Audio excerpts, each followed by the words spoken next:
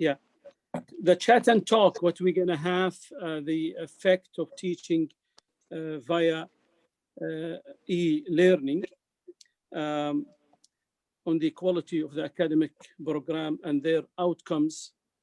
And our panelists, Dr. Nasser Sarhan and Dr. Nariman Hajju and Dr. Haifa Jamal Al-Layl and Professor Muhammad Lutfi, I would like to welcome them. Also, I would like to welcome again Dr. Abdullah Al-Qadi, and we'll take this opportunity, as a matter of fact, to have to launch today or tonight, October 18, the webinar series, and I really apologize for the technical issues which we faced it. We made a couple rehearsal today, but we don't expect to have this kind of things. But things will go with the time. I think we need to continue because people, they are waiting, and definitely they will be on the coming. Can we have next slide, please? Professor Abdullah Al-Qadi.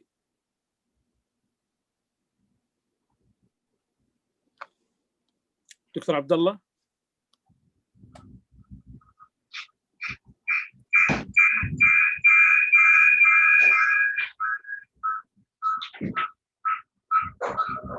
دكتور عبد الله القاضي تفضل.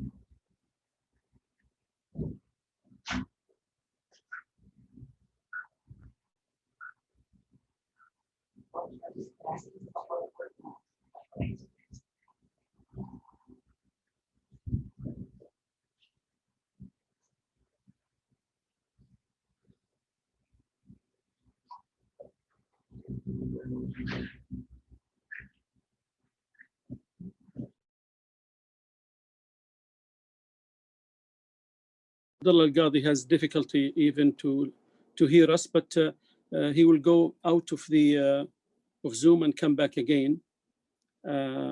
He will speak about the university and about the initiative we have, just in 3 minutes, as a matter of fact. Then we will have the panelists they will speak about the 6th topic what we mentioned now. Is Dr. Al-Qadi with us now? Yeah, still waiting, Dr. Al-Qadi. Yeah, we will have the 6 topics what we announced. We will have them in 4 topics, as a matter of fact. And soon Dr. Abdullah Al-Qadi will enter. Then we will have each panelist will speak about his share, and the talk is chat and talk. Just we'll see how it kind of goes now with Dr.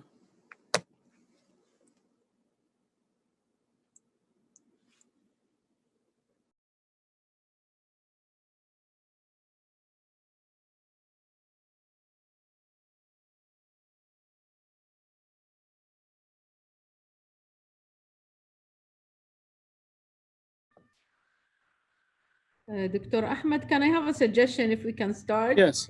And yes. then Dr. Ahmed, Dr. Abdullah can join whenever there is a possibility to join. That's fine. Let's go ahead and have the four. We'll talk about. Can we have the next slide about Jusur, please? Yes. Okay. The umbrella of this webinar, we call it Jusur, which is this is the initiative was the IAU have it as a communicating and linking with the international and national world, and that's a matter of fact to help the university to make a bigger bridge between us and the rest. And I think the webinar series, what we have it every month. If we have the next slide, please. If we have it next month, it will have a big have an expert, as a matter of fact, as an expert in their field, and we're going to focus on enhancing quality skills, the quality education skills, accreditation, and ranking. Hopefully, we're going to announce monthly the poster and to be sent.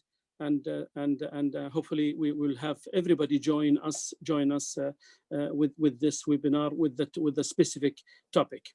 Next, please. Let's meet our panelists. We'll have so my welcome, as a matter of fact, to introduce Dr. Nariman Haj Hamu.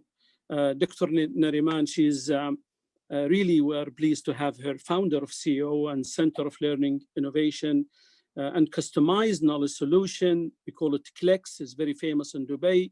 Previously, she was Assistant Chancellor for Learning and Academic Development at Hamdan bin Mohammed University in Dubai, where she established and led the academic research and e-learning vision of the first online university recognized and accredited by Ministry of Higher Education.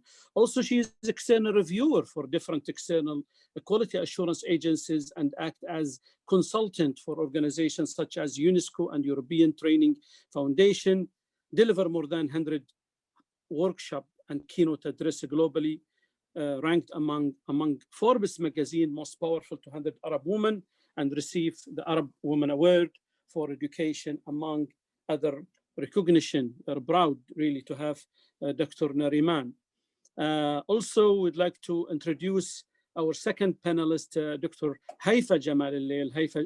Dr. Haifa, she is the president of Ifat University, Jeddah, Saudi Arabia, has been awarded a PhD in public policy from the University of Southern California. She is served as the first dean of Girls Campus in King Abdulaziz University, Saudi Arabia in 1998, distinguished leader, respected academic, renowned advocate of youth engagement and author of several articles, delivered many keynote speeches on women education in the Middle East, women and change, entrepreneurship, and business winner of 1,000 women for the Nobel Peace Prize in 2005. Welcome, Dr. Haifa, and we are proud to have you. And also we'd like to have Dr. Nasser Sarhan. He's the head of curricula, and everybody knows Dr. Nasser. He's a really, was the, from 2011 to 2018, full-time consultant at NCAA, and he was supporting a lot of universities within the accreditation. And he's the head of curricula now, department at King Faisal Air Academy, and the quality assurance and accreditation consultant, providing the academic support and consultation services for the Royal Saudi Air Force and for many higher education institutions in Saudi Arabia. He has extensive experience, as a matter of fact, in the field of quality assurance and academic accreditation in the higher education and military education and the training sector. And also, it's my pleasure really to introduce Professor Muhammad Lutfi. He's the Vice Chancellor, Special Envoy at Coventry University, UK, Vice President of the Arab European Leadership Network, ARELIN, inaugural President of the Knowledge Hub, Coventry University branch in Egypt, former Vice Chancellor at Cardiff Metropolitan University, UK.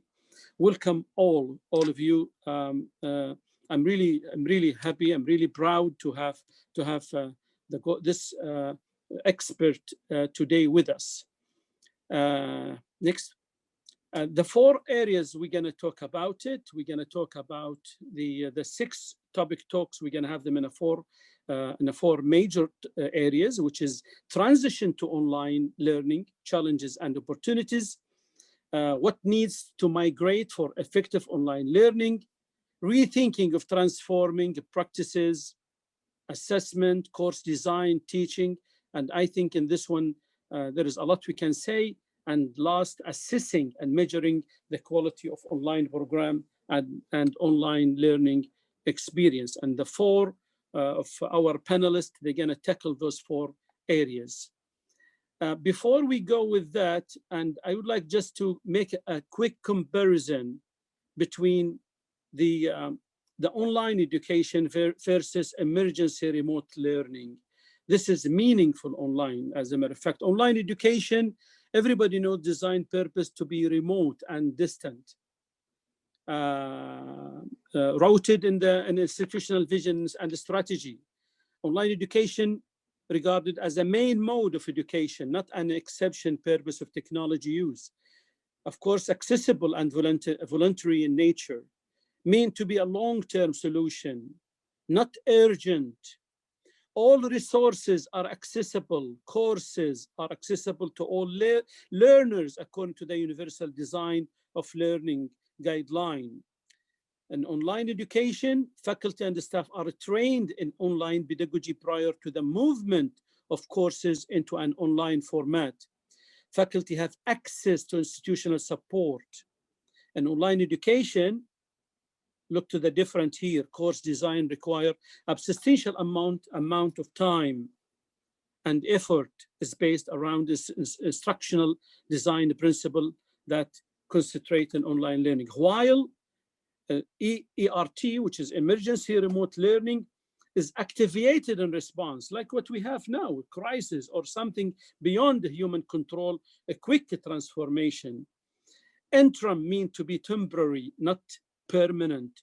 A quick and design around short-term plan, may lack or not have dedicated resources, may not have a full faculty support. And here, in emergency remote learning, student may not have a choice. And here, accessibility may not have been adequately addressed.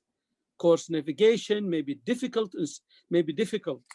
Also, institutions may not be able to provide specialized support, while faculty here, readiness to teach online may not there.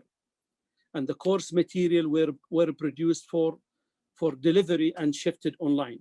This is a quick, really a baseline of discussion, what we're gonna have it with our panelists, just to know what is the difference between the 2 items of the 2 line of education, the emergency or online. And in this matter, I would like to have in area 1, what we would like to discuss the transition to online learning challenges and opportunity. I would like to introduce my colleague, Dr. Nariman Hajhamu, to have her talk and chat. A very good evening to everyone. A very good evening, Dr. Ahmed, and thank you for having me here this evening. I'm really honored to be here. And I'll actually very briefly speak about the opportunities and challenges that online learning may be offering us. And I think that COVID-19 has really been a catalyst for a long waiting change that we were expecting in higher education. Online learning is not new and has been around for several years in different forms, from distance learning to what we used to call television learning, and then online learning and mobile learning and so forth. But there are many benefits and opportunities that it brings along. And I think that one of the main advantages or benefits of online learning is really being able to offer or to provide more affordable education, where it's economy of scale. And obviously online learning is meant to be scalable in nature. And that's one of the competitive advantages of online learning over traditional learning. So it also provides more flexible pathways for learning.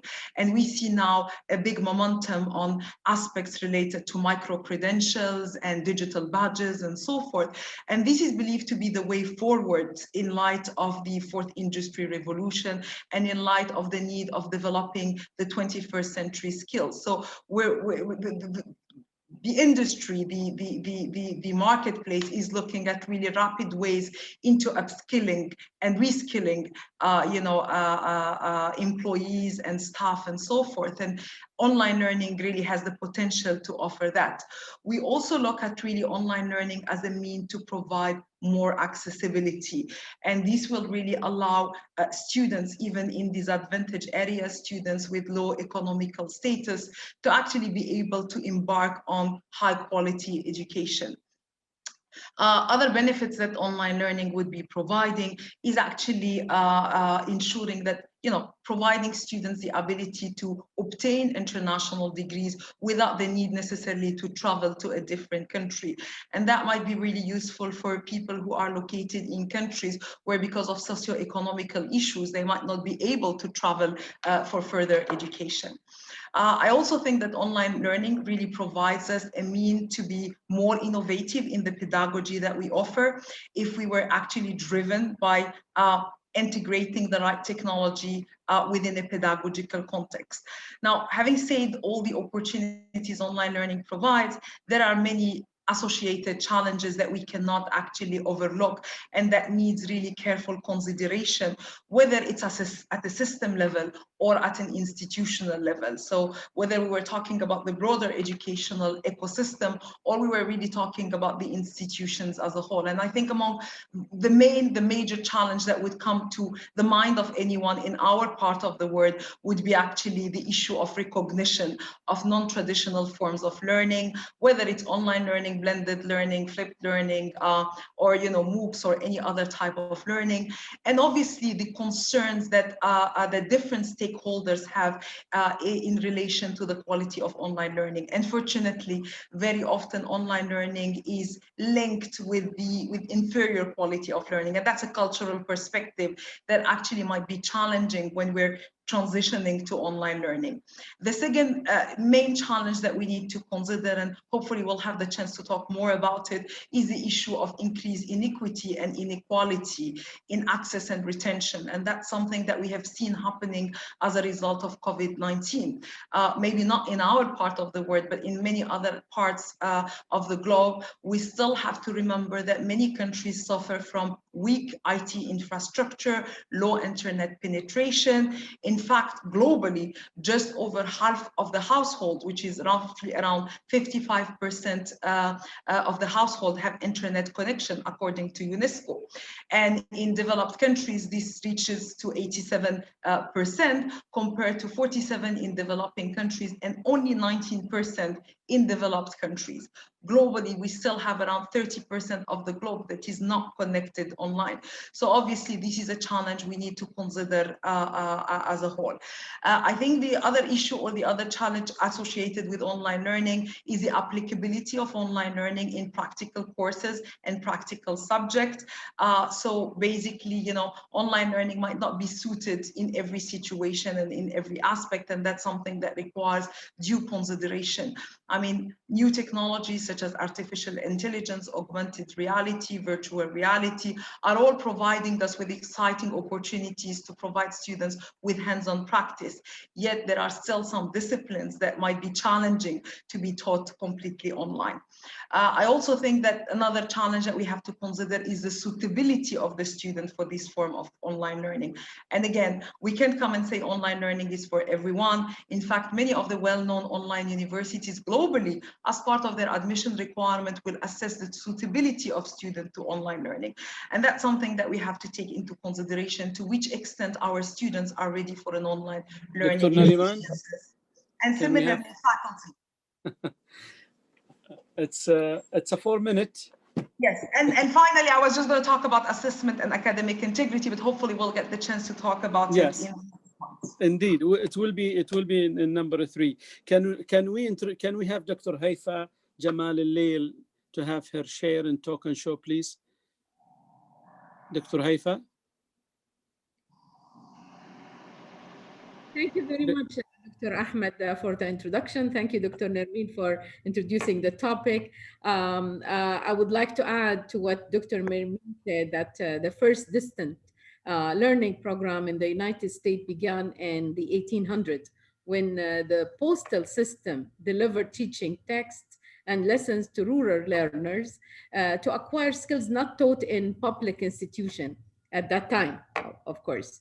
So distant learning is neither a recent nor a new phenomena, but the development and adoption of the technology, communication technology, is often creates this kind of impression. So I think if I want to focus more on the opportunities first, and then speak about the challenges for e-learning, as we moved from overnight from face-to-face learning to e-learning, it was very difficult for everyone to switch between one day or another, from mode of education to another. So this kind of movement gave us the ability to adapt new things quickly. So that's one of the very important skills that we learn as we go along. So it's one of the opportunity and one of the positive things that really came with the switching to online. And the most important things that I see as a positive things that happened to us is giving a leading role to students. The students at the in face-to-face is really still receiving in most of the world, really still like, it's a lecture-centered, it's not really a learner-centered approach. This kind of approach still really existing in most of the university, most of the higher education institutions. So I think with the with e-learning, I think is gradually is giving this kind of leading role to students. The second thing I think or the third thing that I would like really to emphasize about the opportunity that the e-learning gave us is the using gadgets, or as we said, most of the students and the new generation are calling it gadgets, are using it now for learning. So gamification theories started really to progress and develop more and more. And mobile learning is started really to be is in your hand. You're learning with a device in your hand more than anything else. So this is the idea of learning that anywhere, everywhere, at any time. So, and the last point about the opportunities that management and reporting for the learner records is becoming easy for the faculty, for the teacher, for the, so these are the things that really I see it more positive from coming with the COVID-19 and the idea of e-learning, of course, and institution. But 50 seconds. Challenges is really, I would like really to focus about the psychology that our learners are going through. Isolation and boredom, lack of interaction with human. This is really sometimes we need a lot of attention from all of us. Engaging the students in different kind of activities, the extracurriculum activity, student life, all of these are the challenges that really I can add to what Dr. Nermeen said about the practical courses, yes, but there are also more into the learning, because we always see that the campus life gives a lot to the student to learn, not only in the classroom, but when they interact with each other, when they see each other, group kind of assignment, you can do it over online, but interacting with one another over clubs, over some extracurricular activity are not happening.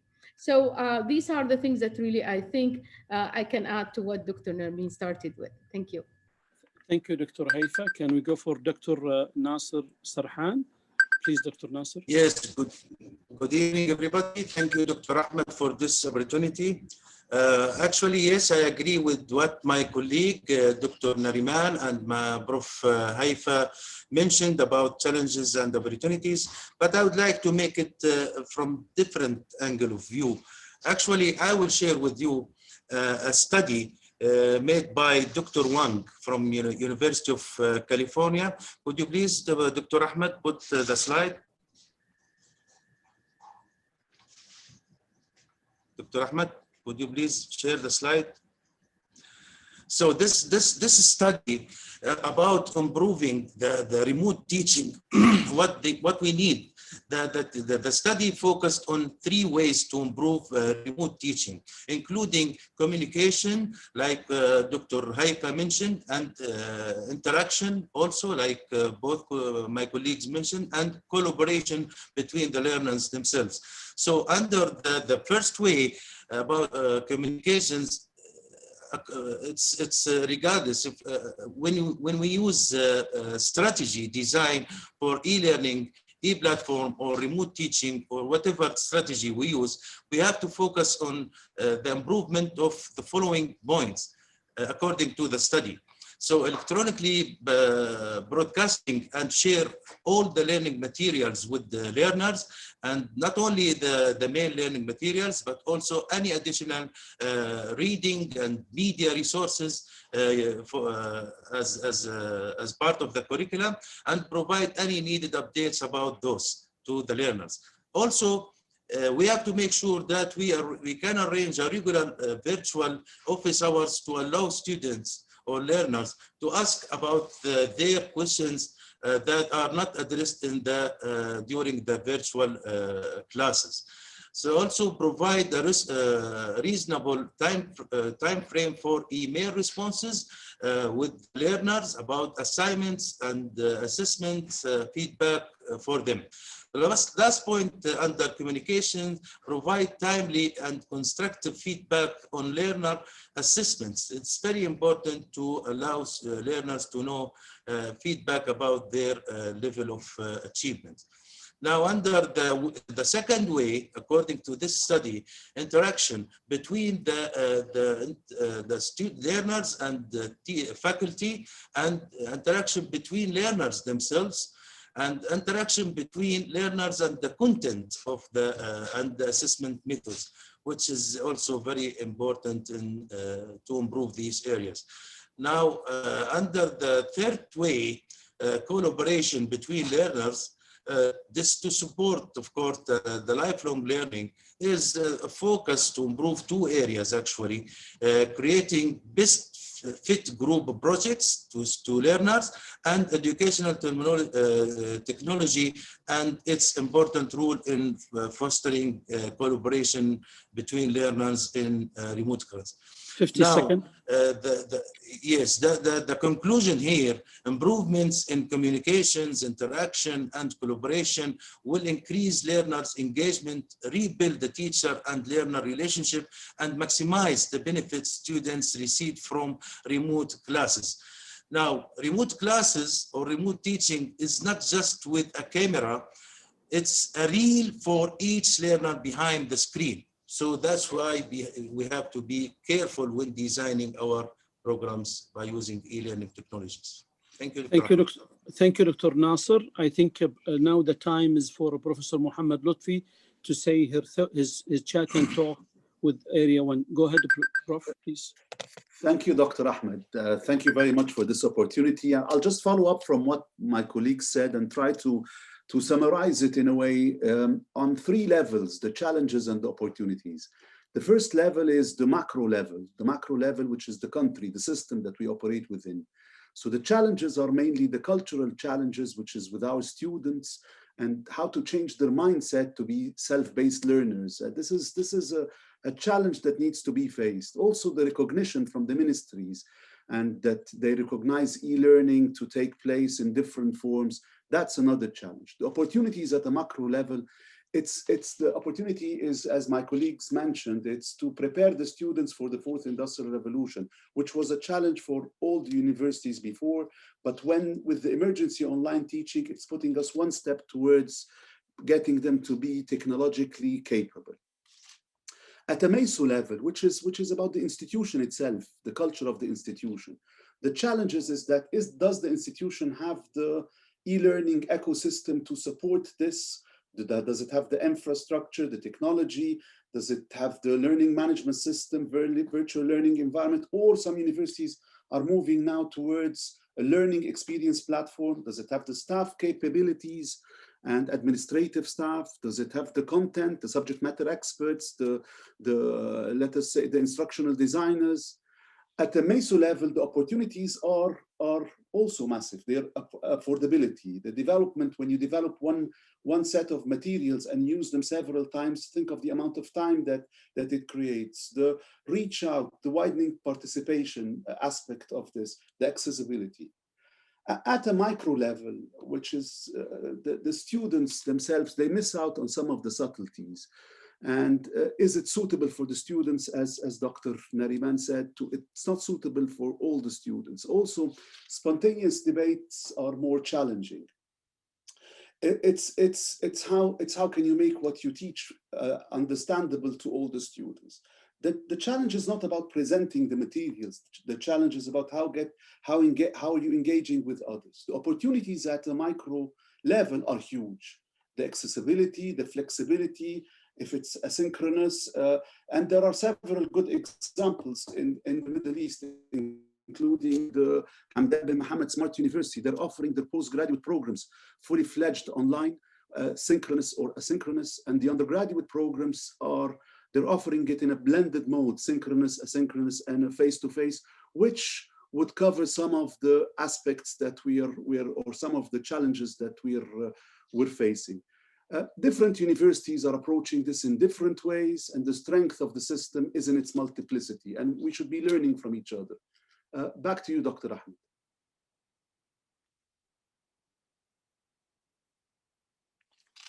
Dr. Ahmed. Thank you, Professor Lutfi. I think the things what we can move to area number 2, which is what we need to migrate for effective online learning. This is the question what we are really everybody want to ask from our audience. Dr. Nariman, the floor is yours. Thank you, Dr. Ahmed. I actually would like to come back to the original definition that you have put on ensuring that we distinguish between the emergency remote teaching, which is what we have been witnessing as a result of COVID-19, and which does not aim to really recreate a robust educational ecosystem, but rather to provide a quick and temporary alternative to the conventional face-to-face learning. From what we call, meaningful online learning experiences, which are rooted in the institutional vision and mission and strategy and so forth. And what I would say is that what we really require to migrate effectively to online learning is at 2 levels, just like Dr. Lutfi was saying. At the macro level or the system level consideration, we will obviously need to make sure that there is a recognition, a wider recognition of non-traditional forms of online learning. No institution wants to invest in a form of learning that is not going to be recognized, and no parent would like to put their children in a program that doesn't get recognized. The other thing is they will need at the level of external quality assurance to be some sort of adoption of quality assurance regulation to actually accommodate the very specific nature of online learning. And hopefully we'll talk more about the models that exist for quality assurance for online learning in a bit.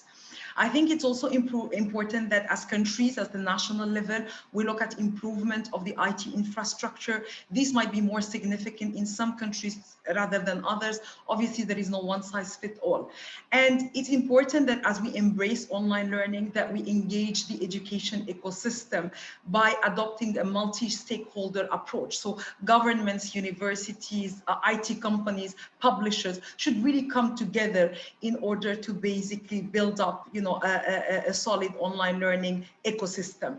And it's important to look at building capacity, and that again could happen at 2 levels: at the macro level, at the level of the countries, but also at the level of the institution. At an institutional level, it's important that institutions are clear on their ambitions when it comes to technology integration. So it's important that there is a long-term strategy and plan for the deployment of online or blended or flipped learning or whatever form that you actually would decide as an institution to move on, and that this is rooted in your institutional strategy.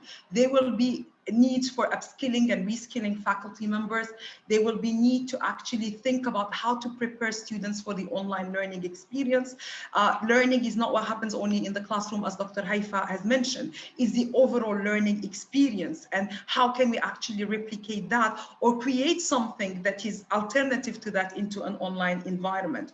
We'll also have to think actually about fine-tuning our internal quality assurance systems to accommodate the very specific nature of online learning. And that's extremely important when we move from emergency remote teaching to meaningful online learning, where online learning becomes part of our practices, and our quality assurance processes looks at the way we design curriculum for online delivery, the way we engage students, the way we assess students, the way we train faculty, the way we assess the impact of technology integration. So this is really, in a nutshell, very briefly, what I think would be needed to integrate meaningful online learning. Thank you. Thank you, Dr. Nariman. I think Dr. Nasser Sarhan, and he has some slides. Dr. Nasser, the floor is yours.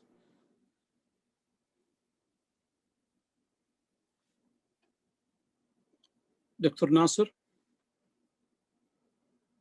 Yes, thank you, Dr. Ahmed. So what we really need to focus on in this area now, how to improve the online classes and teaching. This is very important, as my colleague Dr. Ahmed started this evening by the comparisons between e-learning during the COVID-19 emergency or any other circumstances and the online degree. So the focus here should be very clear. Now, also how to enhance the virtual learning environment and technology theoretical and how to choose a right design strategy to deliver courses to students or learners, and what's the difference between theoretical courses and practical courses. This is all depending on how do we plan for that. So some courses, including practical issue, and also there's a field experience, and there's a co-op training or summer training in some programs. We have also to choose the right strategy, the e-learning design for that. And also we have to respect the qualification matter. Is it academic degree? Now, all our programs in the universities in Saudi Arabia, most of those are face-to-face or full-time academic degree. It's not online degree. So the online degree follow standards for online type of learning. But according to this emergency, we move to e-tutoring, let me say, e-tutoring. So we have to make sure that we use a right strategy to allow students to achieve program learning outcomes and course learning outcomes. Also, we have to respect the requirements made by NCAA and National Qualification Framework in the area of quality assurance or ensuring learning and teaching during emergency circumstances. Next slide, please. Now, all what we need here, because of this new move, all higher education institutions need to transform the contents of academic programs courses into appropriate electronic content. I'm not talking here about the very typical content like PowerPoint slides or PDF. No, I'm talking here about design electronic material, real electronic material, like software, for example. So the designer here, they have to work to meet the needs and the requirements of each course in the academic program. I'm talking about those full-time programs and now taught by e-courses or platform or whatever during this emergency circumstances. And they have to make sure that the chosen strategy or the chosen design strategy will allow students to achieve the program course learning outcomes. And of course, when we design a strategy, they have to provide like effective guidelines and checklists should be provided for faculty to provide to faculty about any proposed online model. It will help them to understand exactly what's required by each one of them when he start doing this or taught by e-platform. The main goal of any online instructional design model is to assist online tutoring and better design online courses to facilitate online students focusing on their learning and to promote active teaching and learning. Here I can share with you some ideas about could you go to the next slide, please? This is some ideas about the most important design strategies for e-learning and effective e-learning courses. So all of those, each one of them need to be designed to meet the specific learning outcome at program level or at course level or more than one.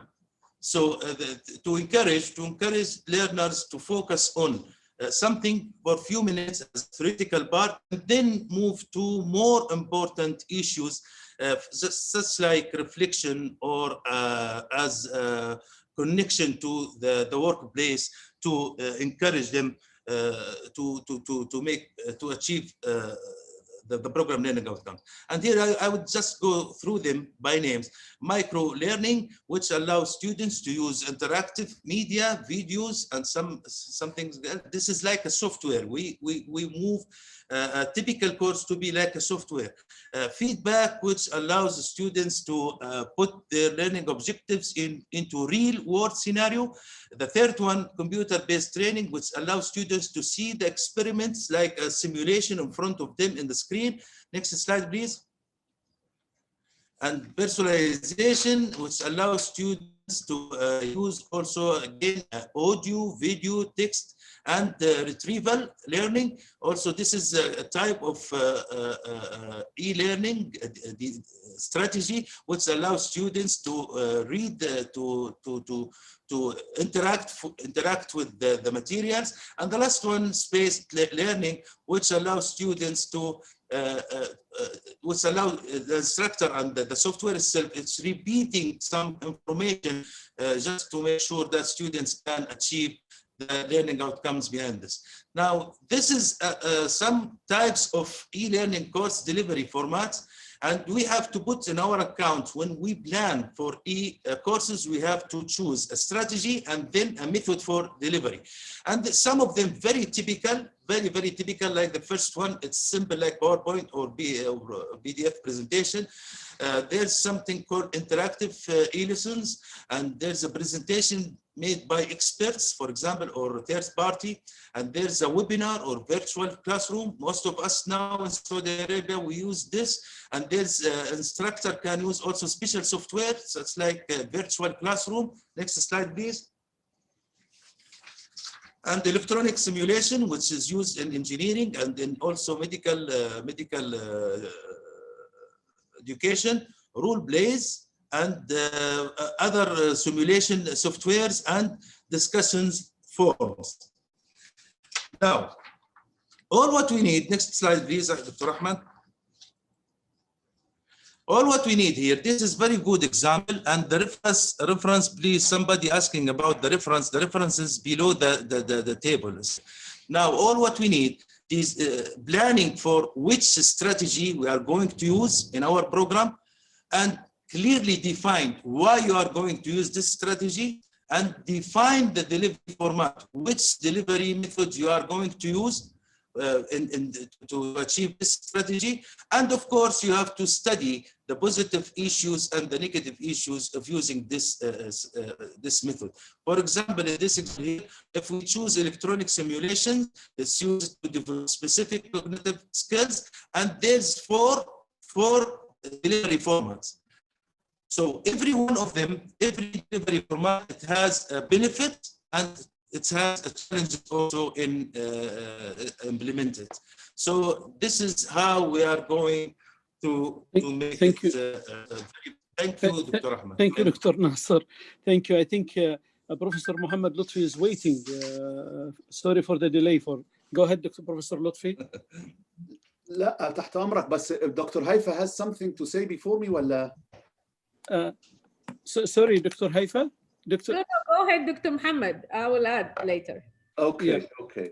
So what I will say is we are in a crisis, and the crisis has been imposed on us by this external shift through having the coronavirus. The response of universities was different to the coronavirus, and it depended really on what each university has and the structure of each university and the level of technology in each university.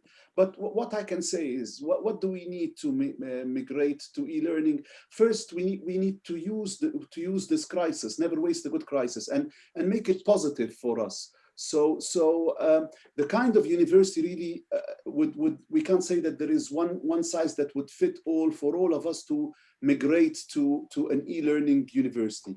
So some universities would put some things as essentials, like, for example, emergency online teaching is an essential.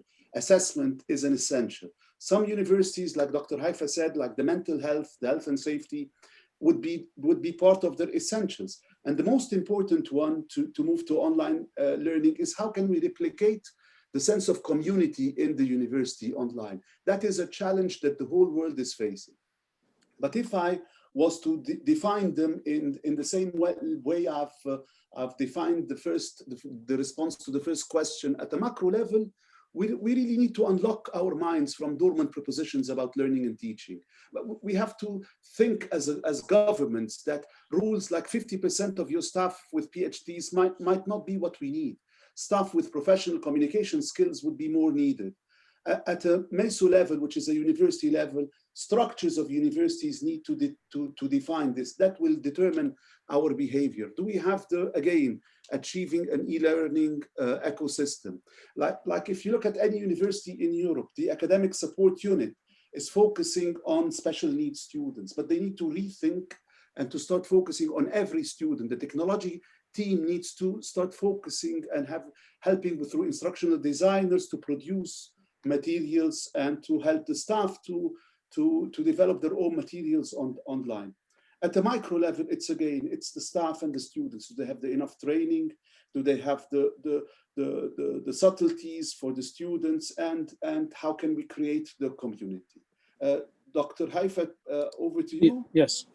Dr. Haifa Jamal Leil, please. Yes, thank you. I would like really to sum up all what's been said, but excuse my inshallah with a short summation. The idea here is there are four things that we need to take care of in order to move to effective instructional design and instructional learning and in the e-learning environment. First is to understand the characteristics of e-learning environment from all aspects, is from the governance to the macro level that Dr. Nermeen spoke about, to the designing the course, to the idea of the technology, all of this that Dr. Nasser spoke about. All of this environment help us really understand what's going on and what is needed in the e-learning environment. The second thing is really focusing on the course itself, how we design the course. It ranges from the needs analysis, the target and the topics, and the definition of the intended learning outcome, to sequencing, what comes first and what comes next, to the choice of learning as strategies. And the third thing is it's really about the content, how I develop the content, from the application of the learning strategy that we spoke about, to the media that I need to really integrate to the of the coursework, and to the idea, the different things, the story that also some of these being mentioned by Dr. Nasser. And the last thing is really the managing and evaluating the learning activities. And here where we see that it's very important really to see the holistic learning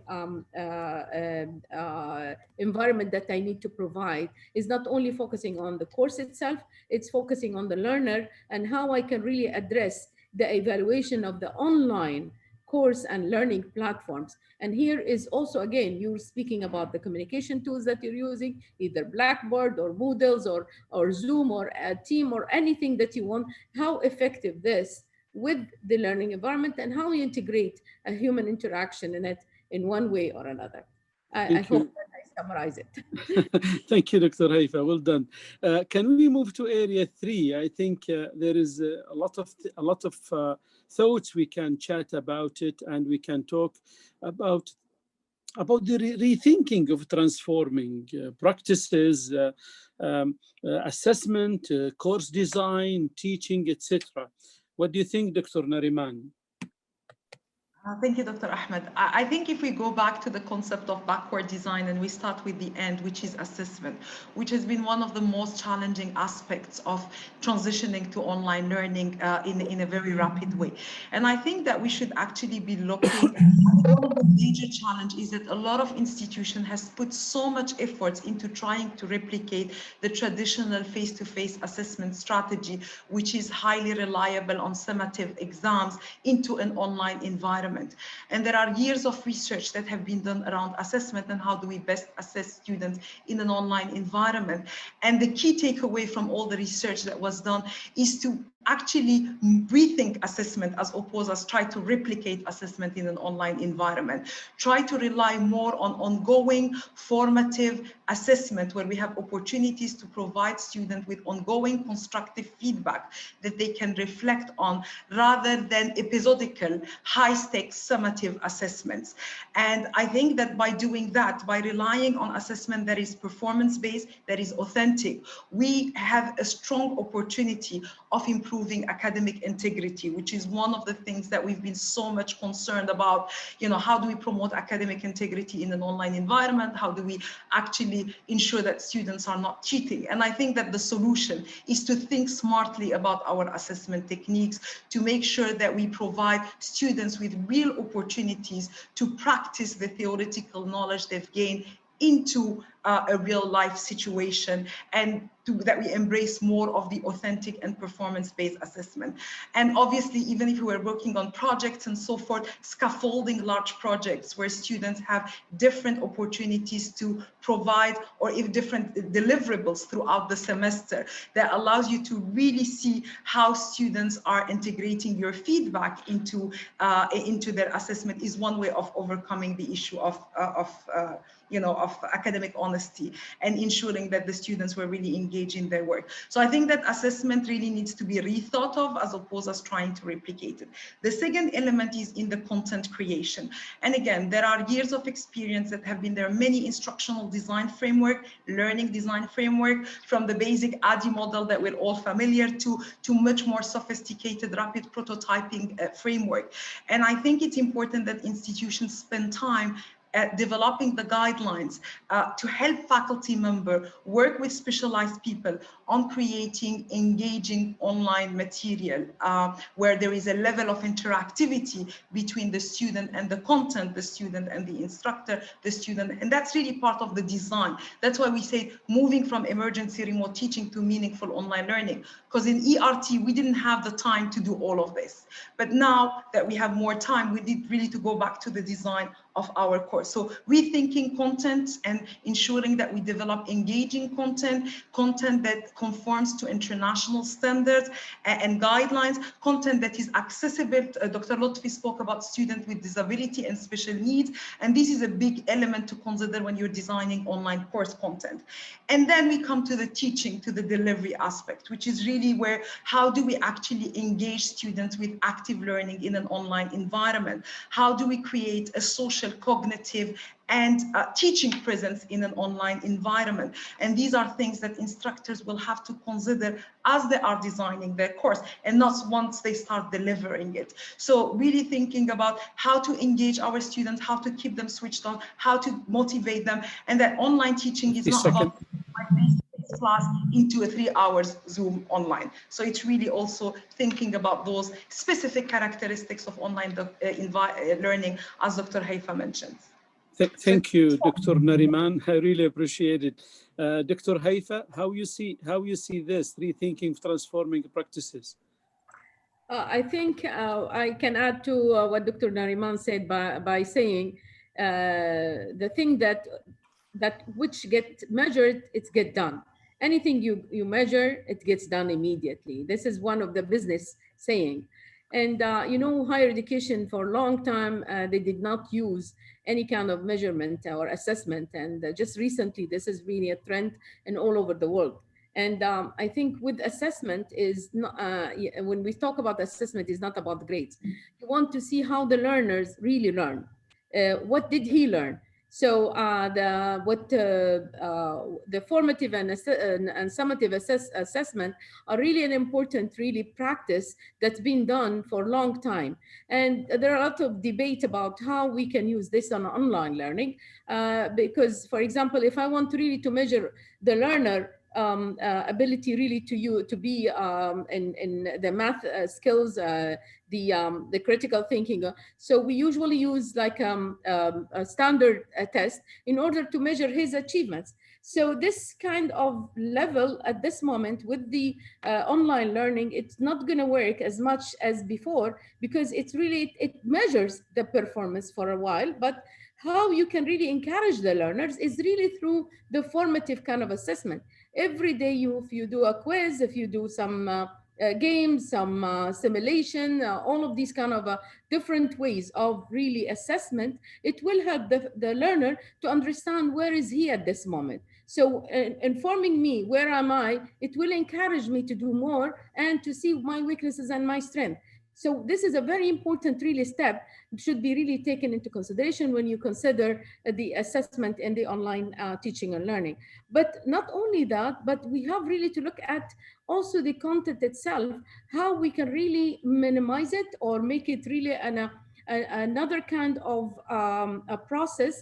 The student really need to digest it, not in a big kind of chunk. It will make a big difference to make the students be the teacher in this kind of situation and really deliver to his peer, okay, the idea, the course itself, and then the discussion, the debate really create the learning environment much better. So testing each other and making peer testing or peer assessment, it will help a lot really to the taking advantage of what's going on around the classroom itself.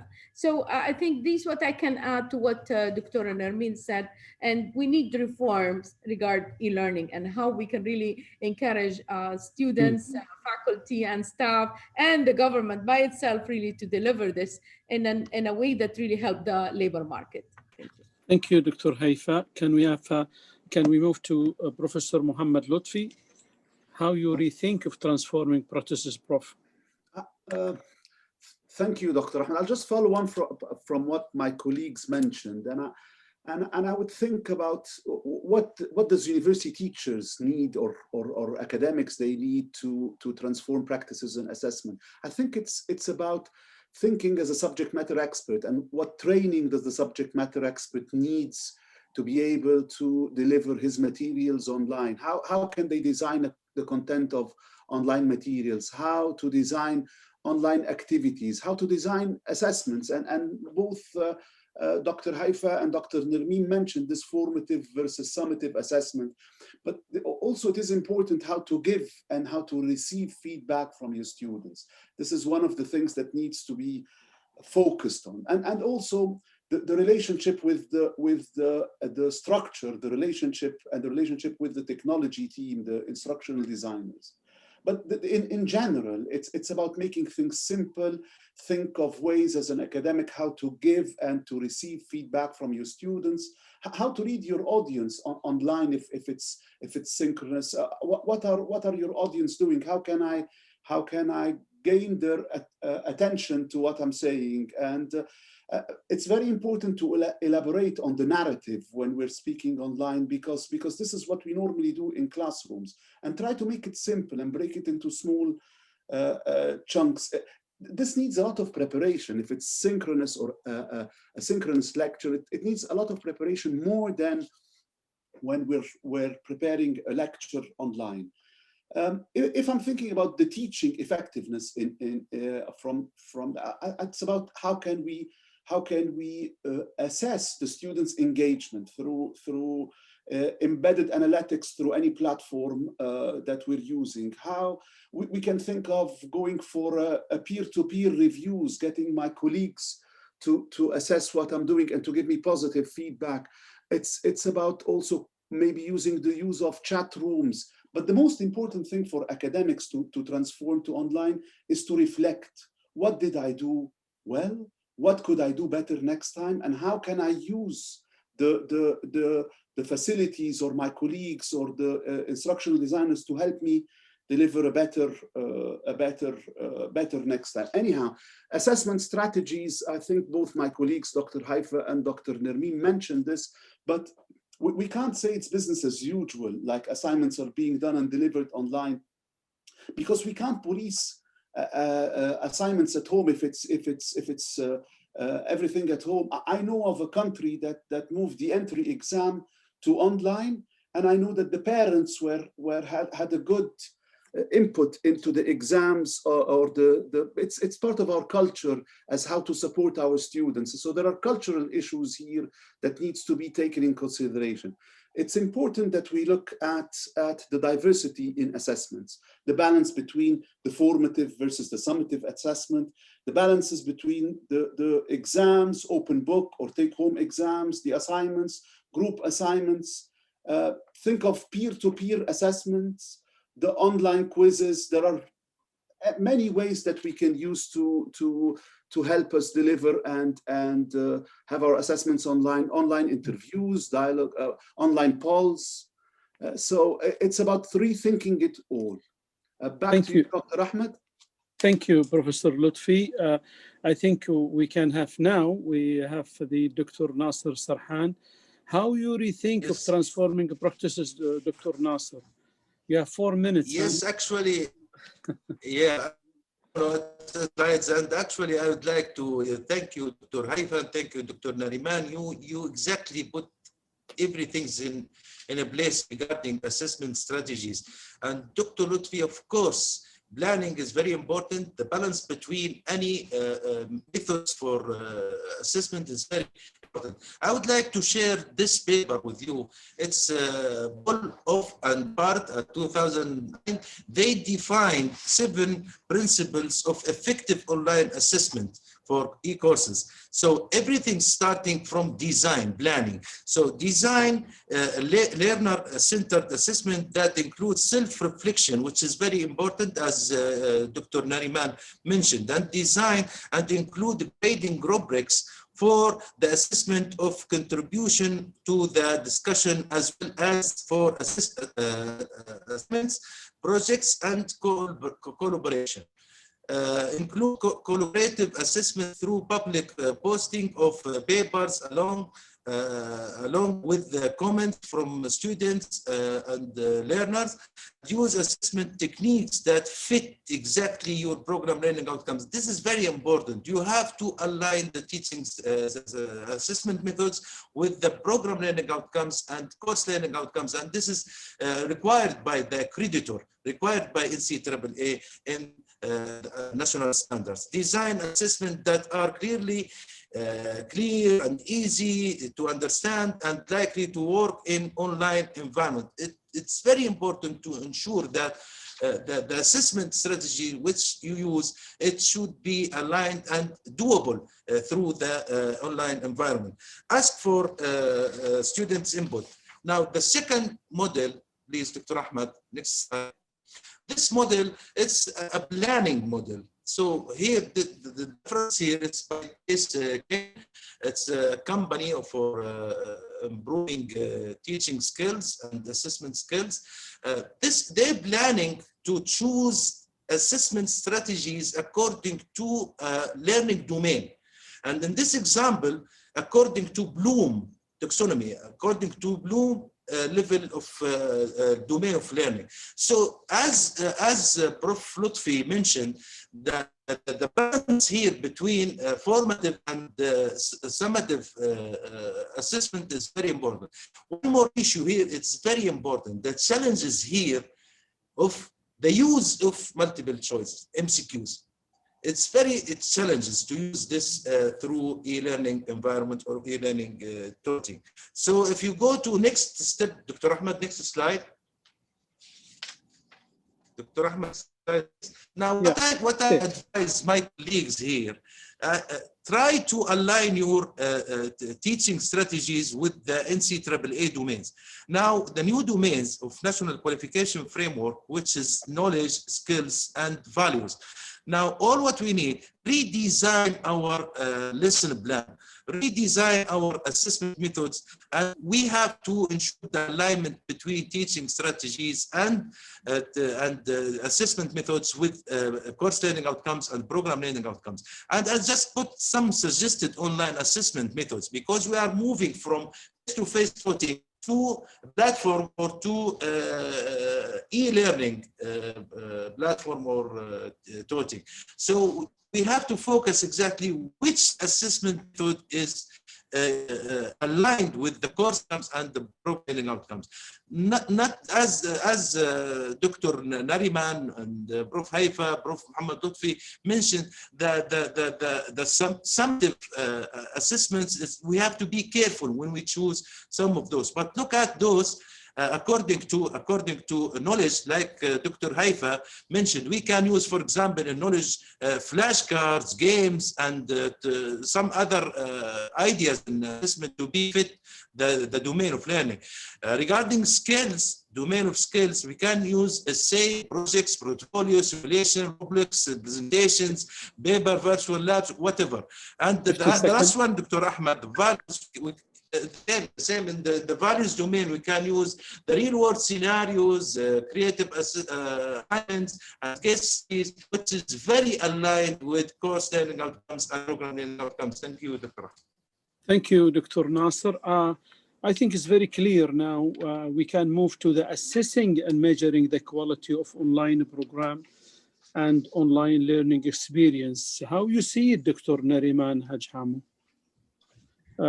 We have four minutes. Is that okay? Sure.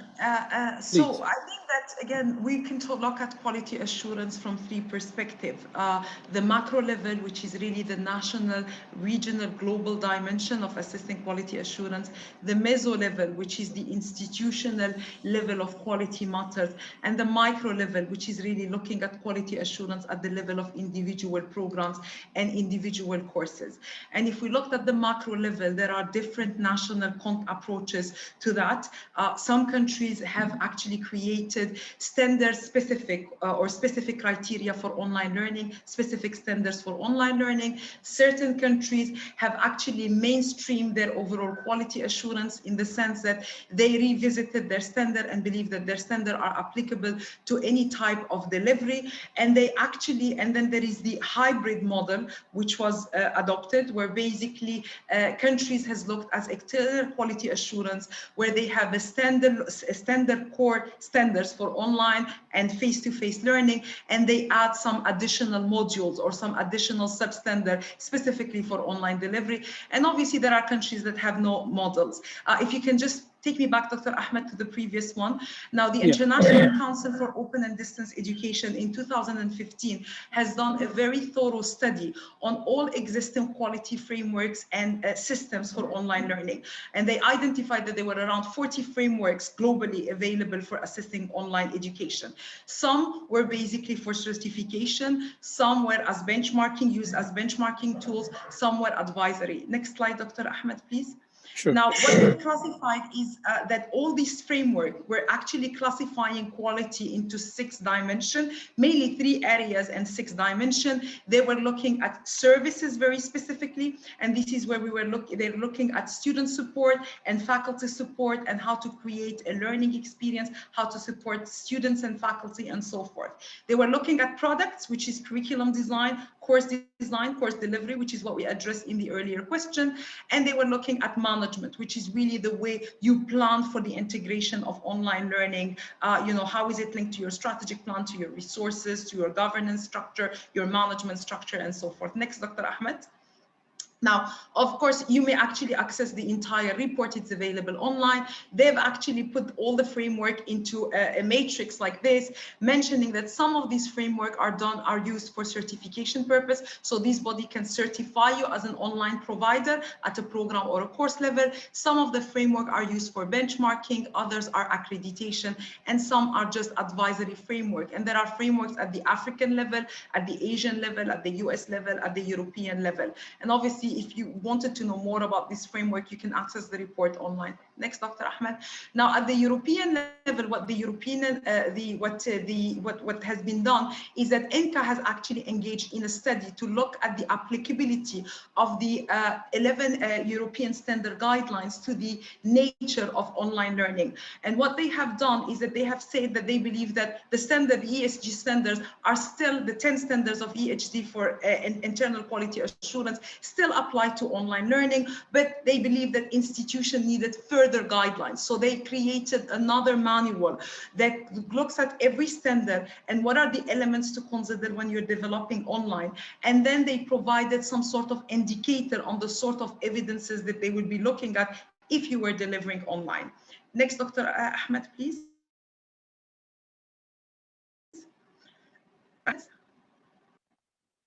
Again, at the European level, there is a framework called Excellence Label, which was established by the European Quality Benchmarking for Online Learning.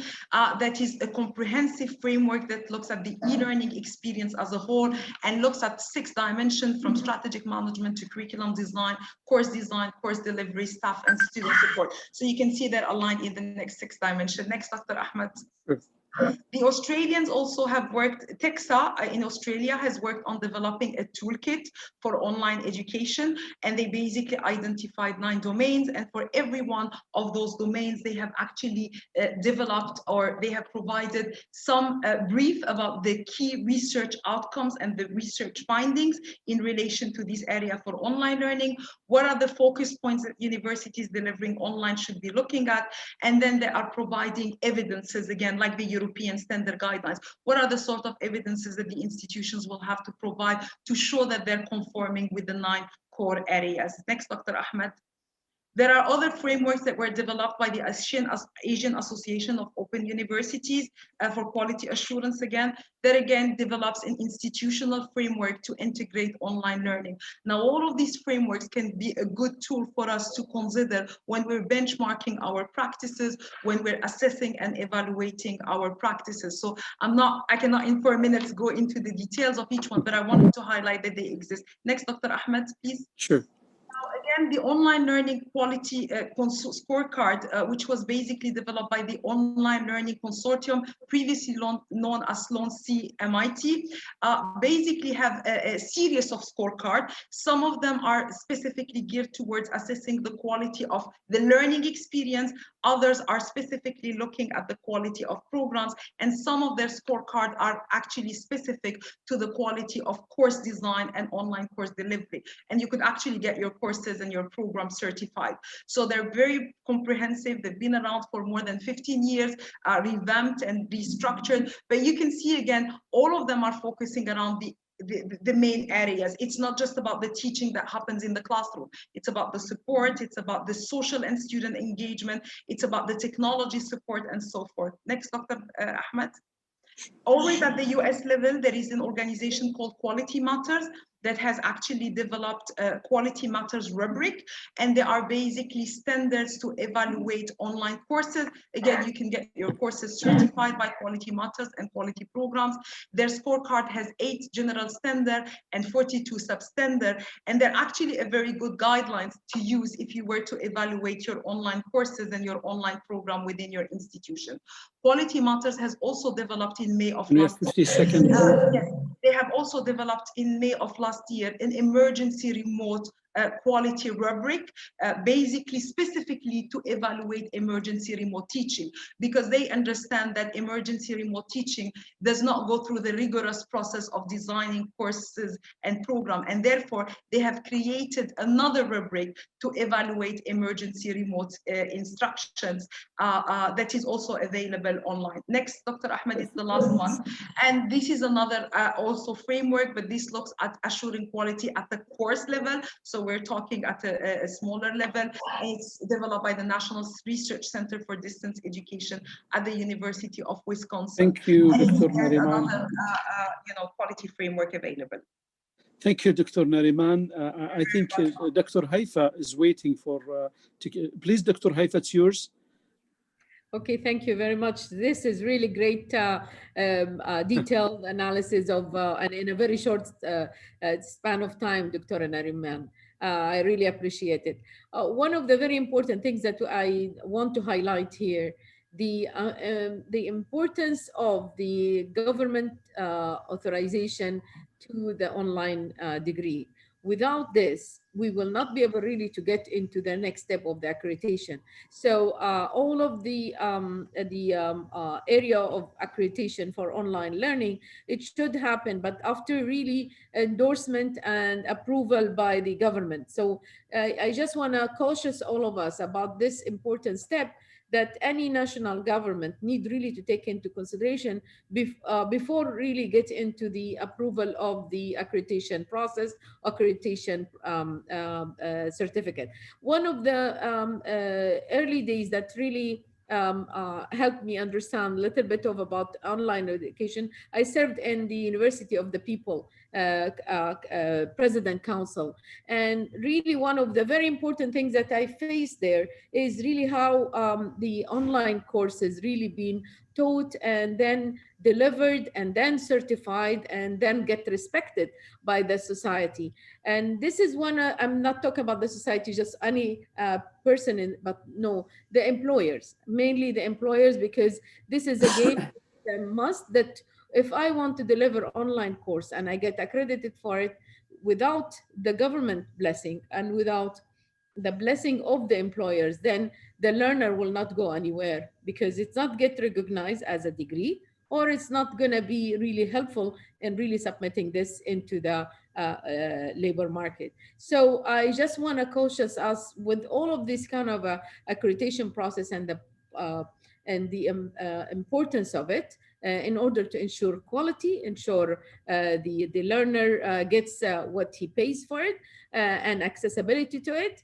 It's really important really to look at the umbrella behind this accreditation and the talking between, for example, if it's really in Saudi Arabia, the NCAAs and the Ministry of Education, in order to align efforts together and making sure that online education and online degree get accredited, get approved, licensed before you go into accreditation process. So and this will help facilitate a lot of learning to the student anywhere. And if they want to request online and pay for an online kind of education, it's really easy for them. Either they are really employed or they are really students, part-time students, so they can really, or poor students, or they need some help. So all of these kind of a situation, it's very helpful. The online learning is and degree is really important for them at this stage. Thank you very much.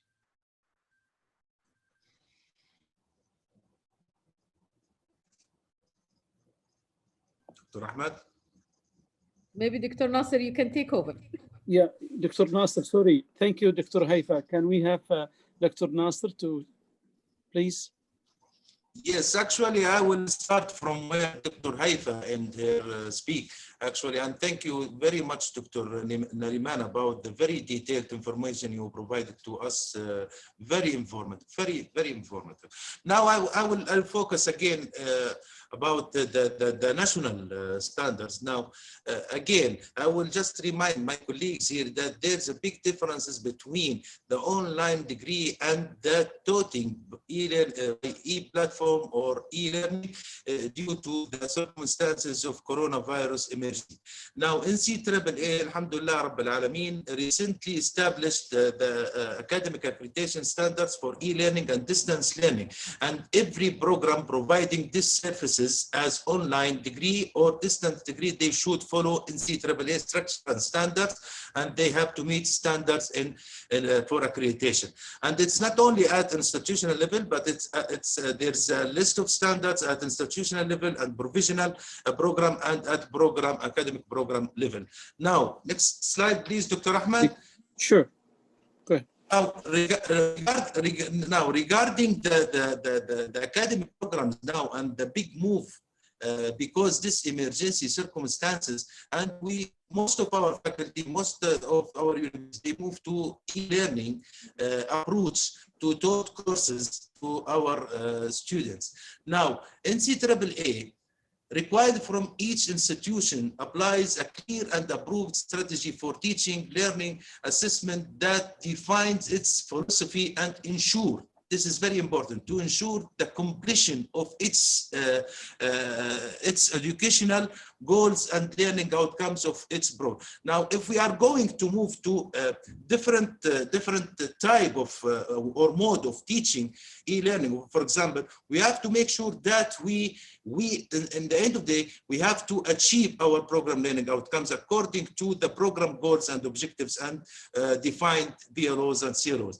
Now, another practice here or threshold, the institutions applies effective mechanism to verify that programs meet academic and professional standards and ensure the proper sequencing and integration of program courses in achieving program learning outcomes. This is very important. We have to use strategies for assessment and teaching strategies aligned with course learning outcomes and program learning outcomes, and this is required by NCAA.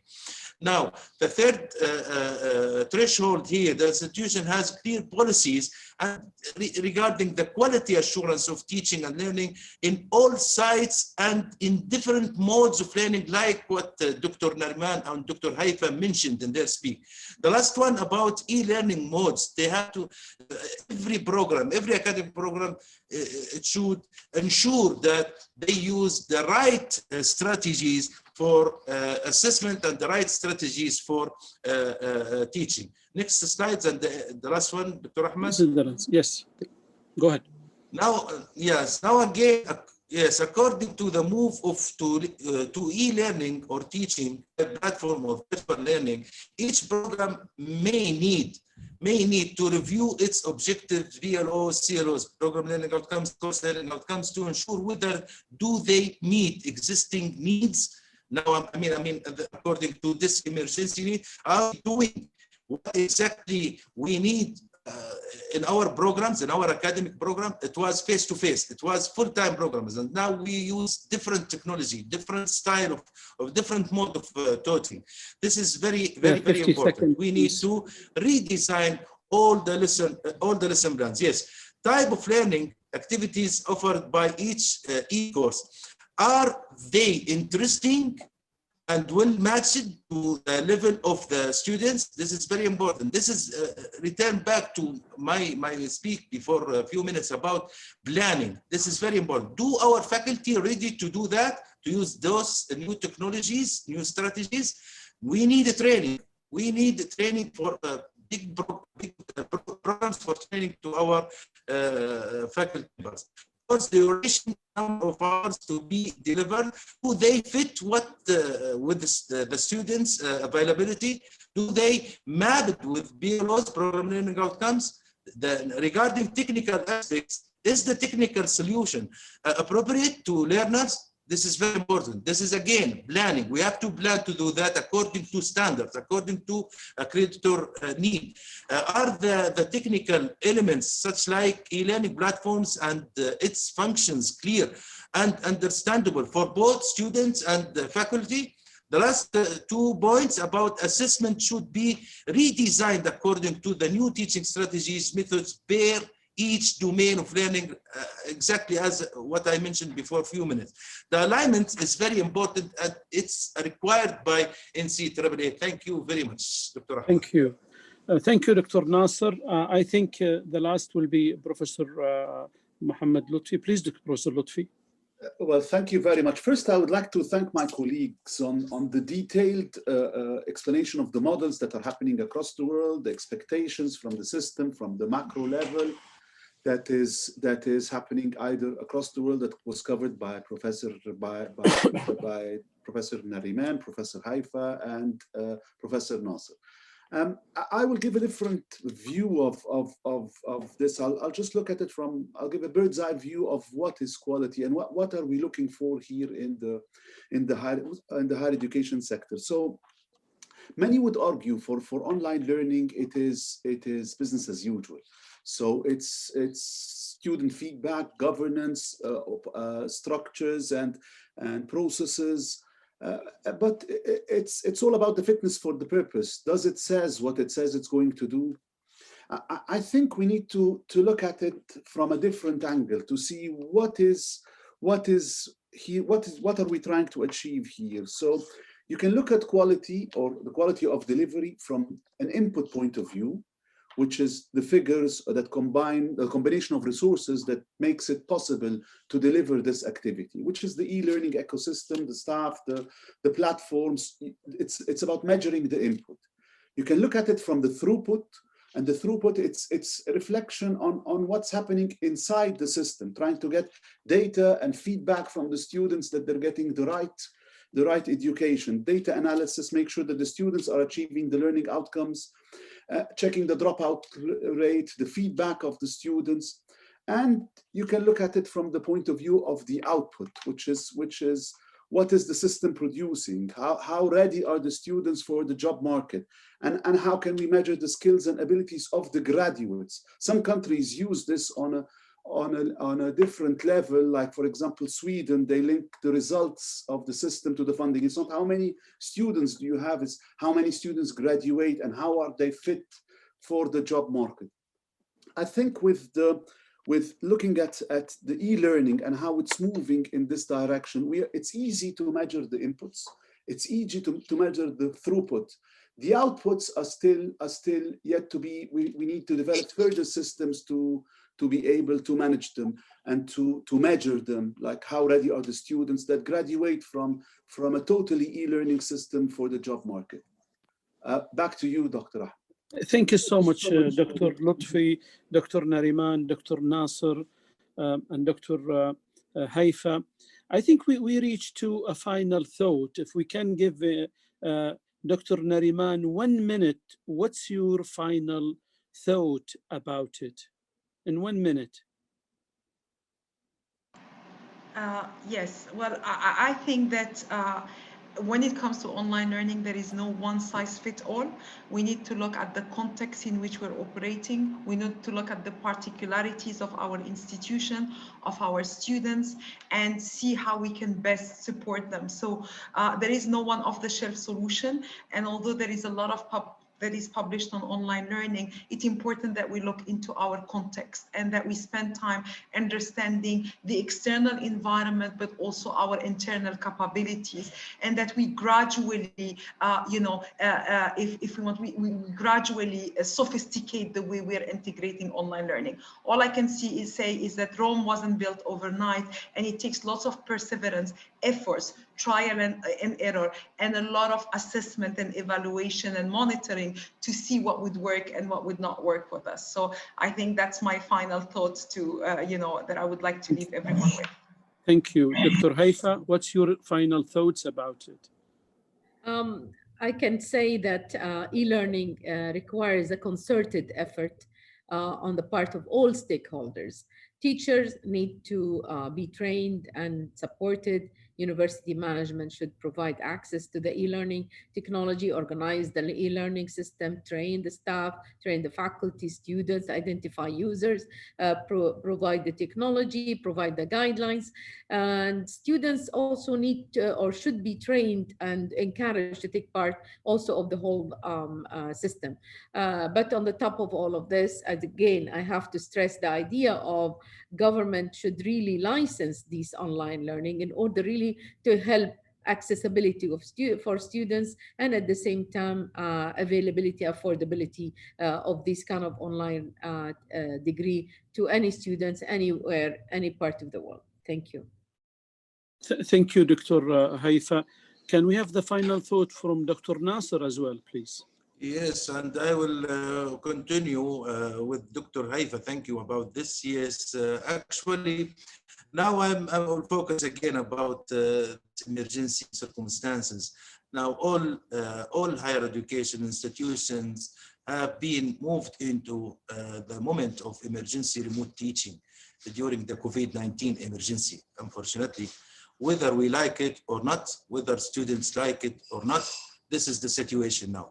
But alhamdulillah, however, now with the improvement of this situation, inshallah, we hope that all higher education institutions and education sector will stabilize, and maybe somehow we should to realize that remote teaching in emergency situation does not mean that students doing or study online degree. Now I'm focusing now about the academic programs which normally taught it face-to-face by students. And I agree again with Dr. Haifa and with Dr. Nariman about the online degree. Thank you very much, Dr. Ahmed, for this opportunity.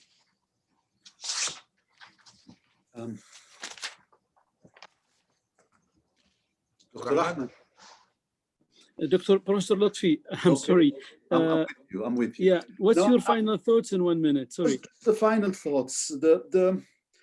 It's following from my colleagues. Actually, they covered the really the core of it. One line doesn't fit all, or one solution doesn't fit all. That's the most important thing. Universities differ they differ internally, the culture, their level of use of technology, the community, the higher education community differs from one university to the other. So we need to be aware of this. The second point is the fitness of the programs for online, because not every program is fit for online. And this was mentioned, I think, by either Dr. Haifa and Dr. Nermeen. The most important thing, and this is my final thoughts, what I find it challenging is how can we create the sense of a community in online teaching or learning, or even an online virtual learning environment, the community that happens in the university. So the question that I would ask myself, can we totally rely on online learning? Even there are online experience platforms now like Aula, or is it we will still need to have this part of interaction with the students to create the community? The successful models that we have seen across time, which includes the most successful model is the Open University in the UK. It did rely on teaching, on using the TV, but at the end of the day, it had the summer schools, which creates the university community. Thank you, Dr. Thank you, Dr. Professor Mustafa, Professor Lutfi. I think Dr. Abdullah Al-Qadi would like to participate with us. Dr. Abdullah? Assalamu alaikum. Do you hear me? Yes, yes. Assalamu rahmatullah. Just go ahead. طيب بسم الله الرحمن الرحيم. Professor Abdullah Al-Qadi is the Vice President for Imam Abdul Rahman bin Faisal for planning and development. Please, Prof. Abdullah. بسم الله الرحمن الرحيم. I'd like to actually welcome everybody. I was supposed to be at the beginning in order to welcome you all. But however, since I've been with you and I've heard the interesting and important discussions and your insights and contribution, I do thank you. Let me start with first, I'd like to pass the gratitude and welcoming by His Excellency Dr. Abdullah Arbaish, who's standing behind this program, the Jusur. And thank you, Dr. Ahmed, and your colleagues. So I'd like to thank everybody our speakers, the attendees, whether from the university or outside the university, just a very high level. And I was supposed to mention this about the university. Those who do not know, we are not a new university. We started on 1975 under the name of King Faisal University. We were two colleges here in the Dammam campus. College of Medicine and College of Architecture and Planning. And then in 2007, the female colleges annexed with us and became under the umbrella of King Faisal University.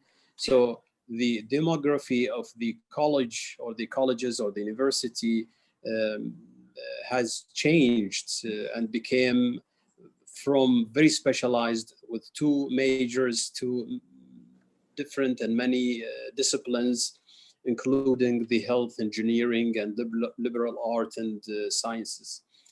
Also, we were kind of 50-50 males and females. Then we became more dominant by the females after having the female colleges. So now we are 75% of our students female. Also became a large university, so became above than 30,000 students, including Hafr al-Batin at that time. Then 2009, we became University of Dammam, and 2014, Hafr al-Batin became independent and became University of Hafr al-Batin. We pushed very hard to get the institutional accreditation, and we thank all those who helped, including Dr. Nasser, who was helping us and having and benefiting from his experience at that time. So on 2015, we got accredited institutionally, and then we put a very ambitious plan for accrediting all the academic programs. In 2016, King Salman gave another name to the university, Imam Abdurrahman bin Faisal, and that's why we have King Faisal University, then University of Dammam, and Imam Abdurrahman bin Faisal. This leads to an excuse for the ranking, because this affected our exposure in the searching engines for the accreditation or ranking bodies. Also, we have a very long experience with accreditation, whether for the, as I mentioned, the institution or the academic programs, whether nationally or internationally. Also, the hospitals, we got the GCI, we got the CAP, and we got the NAP for the College of Architecture, we got the ABIT, and so on. So we have a very strong team, which is led by Dr. Ahmed Al-Kuwaiti and his colleagues, with also the help of all the chairmen, deans, vice deans of our 19 colleges, because we have 19 colleges and we have more than 128 undergraduate and graduate. Last slide maybe is dealing with the strategic plan. We put a very ambitious also plan with 8 goals, and those are leading to 67 projects and 279 initiatives with 179 KPIs. We have one of the very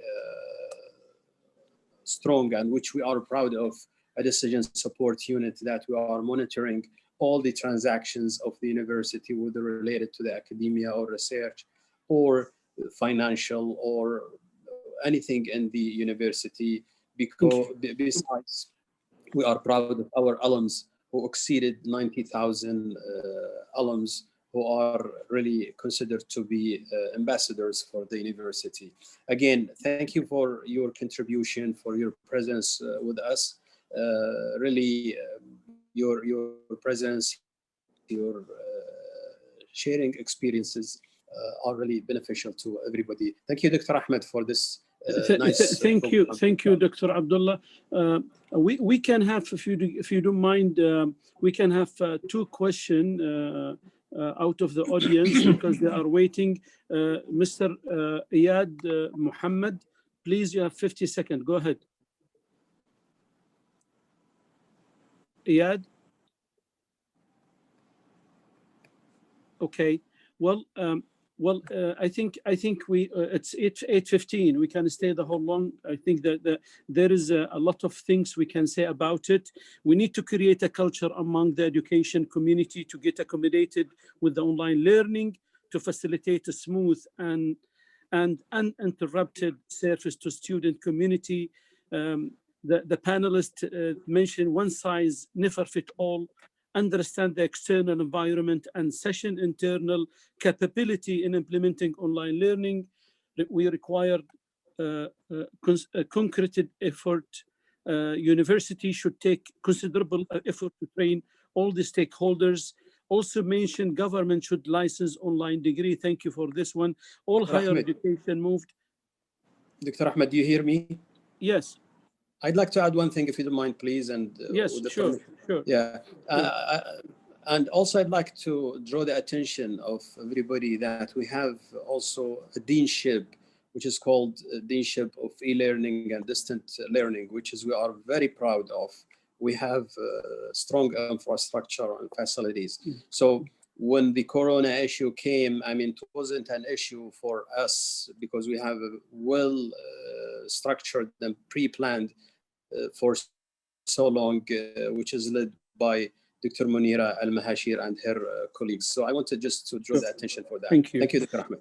Also for the summary, I would like to mention 2 points. We can carry them with us. Not every program is fit for online learning. How can we create a sense of the community? Can we totally adapt it on online learning? This is the end of our webinar series. I would like to thank you, Dr. Nariman Hadju, Dr. Haifa Jamal al-Lail, Dr. Nasser Sarhan, and Professor Lutfi. I really appreciated, in the bottom of my heart, you guys made my night tonight, and everybody really happy with what's been achieved. Very rich webinar, very intensive information we have. We learn a lot. I think we carry with us a lot of ideas, a lot of thinking. I would like to thank also my team working with me days and night to put things together. And also, again, I would like to apologize because of the technical problem we have in the beginning. As you know, technical is always an issue. God bless you all, and thank you so much. And we'll see you next month for another webinar. Thank you. Thank you, Dr. Thank you very much. Thank you. Thank you very much. Thank you, Dr. Nariman, Dr. Nasser, and Dr. Mohammed. Thank you. Thank you very much, Dr. Haifa, Dr. Nasser, Dr. Rahman, and Dr. Ahmed Al-Kuwaiti. Thank you. Bye. Thank you. Thank you. Thank you, colleagues, Dr. Nariman, Dr. Muhammad. Thank you very much. Thank you. Thank you, Dr. Nasser. Thank you, Dr. Haifa. Thank you, Dr. Nariman. Thank you all. Thank you for our audience. I really appreciate what has been done tonight. Thank you. Thank you.